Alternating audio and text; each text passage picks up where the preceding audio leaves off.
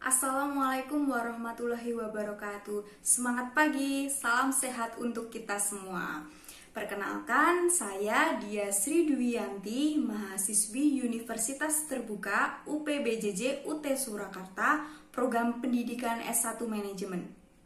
Pada kesempatan kali ini, saya akan membahas perihal pandemi COVID-19 yang berdampak pada perkembangan bisnis kecil di Indonesia. Sebelum itu, mari kita mengenal terlebih dahulu apa itu virus corona. Virus corona adalah virus yang menyerang sistem pernafasan manusia.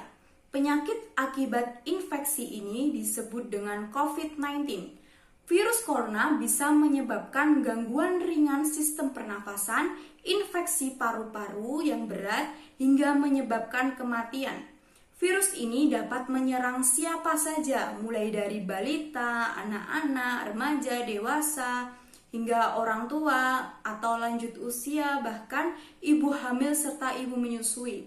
Virus corona pertama kali ditemukan di kota Wuhan, China pada akhir Desember 2019.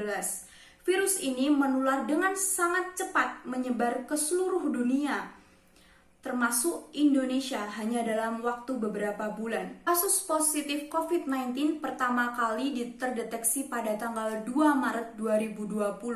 Ketika kasus terus-menerus meningkat berdampak pada sektor, salah satunya sektor ekonomi. Bukan hanya negara-negara besar yang mengalami dampak tersebut, akan tetapi hampir seluruh di dunia, tak terkecuali pada pelaku bisnis kecil di Indonesia. Pandemi virus corona telah membuat pelaku UMKM di Indonesia mengalami penurunan pertumbuhan ekonomi. UMKM adalah usaha mikro, kecil, dan menengah. Adalah usaha ekonomi produktif yang berdiri sendiri yang dilakukan oleh perorangan atau badan usaha yang bukan merupakan anak perusahaan atau bukan cabang yang dimiliki, dikuasai, atau menjadi bagian baik langsung maupun tidak langsung dari usaha menengah atau usaha besar yang memenuhi kriteria usaha di kecil. Di masa pandemi, usaha UMKM tidak berjalan seperti biasanya. Bahkan ada yang terpaksa menghentikan kegiatan usaha untuk sementara waktu. Hal ini dilakukan karena ada beberapa alasan seperti penurunan daya beli, pasar yang sepi, kendala-kendala dalam proses produksi hingga distribusi, dan sulitnya untuk mendapatkan modal. Pandemi ini menyebabkan banyak tenaga kerja berkurang atau bahkan kehilangan pendapatannya sehingga berpengaruh pada tingkat konsumsi daya beli masyarakat. Bahkan ada beberapa perusahaan yang mengalami kebangkrutan dan akhirnya memilih untuk menutup usahanya. Dengan adanya pandemi, pelaku UMKM yang terdampak oleh COVID-19 ini tetap berusaha untuk mempertahankan bisnisnya, dan sebagian lain mengalihkan kegiatan bisnisnya ke jenis usaha lain agar tetap mendapatkan penghasilan. Ada UMKM yang telah memanfaatkan digital e-commerce sehingga transaksi usaha tetap berjalan secara online di masa PSBB. Pembatasan sosial berskala besar atau yang kita sering sebut social distancing. Jadi penjual dan pembeli tidak perlu melakukan tatap muka dan bisa diakses di rumah. Belanja online ini adalah pilihan yang banyak dilakukan oleh konsumen untuk memenuhi sebagian kebutuhannya. Jadi para pelaku bisnis kecil ini berusaha untuk memasarkan, menawarkan produknya atau jasanya melalui e-commerce tersebut. Selain memanfaatkan e-commerce dan fitur-fiturnya, strategi lain yang dilakukan adalah cara inovasi produk, mempersiapkan diri untuk skenario yang buruk, same day delivery.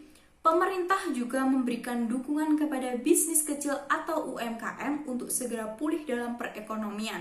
Sekretaris Kementerian Koordinator Bidang Perekonomian Susi Wijono Mugiarso dalam keynote speech-nya pada webinar yang berjudul Pemulihan Ekonomi untuk Sektor UMKM Nasional yang diselenggarakan oleh Alika Communication bersama School of Business and Management Institut Teknologi Bandung SBM ITB mengatakan bahwa pemerintah berupaya menyediakan sejumlah stimulus melalui kebijakan restrukturisasi pinjaman, tambahan bantuan modal, keringanan pembayaran tagihan listrik, dan dukungan pembiayaan lainnya.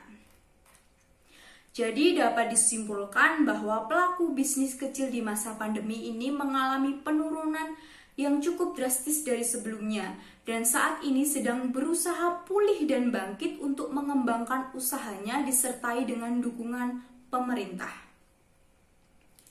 Sekian uraian yang dapat saya sampaikan pada kesempatan kali ini. Semoga informasinya bermanfaat. Mohon maaf apabila ada kesalahan dalam pengucapan. Terima kasih. Wassalamualaikum warahmatullahi wabarakatuh.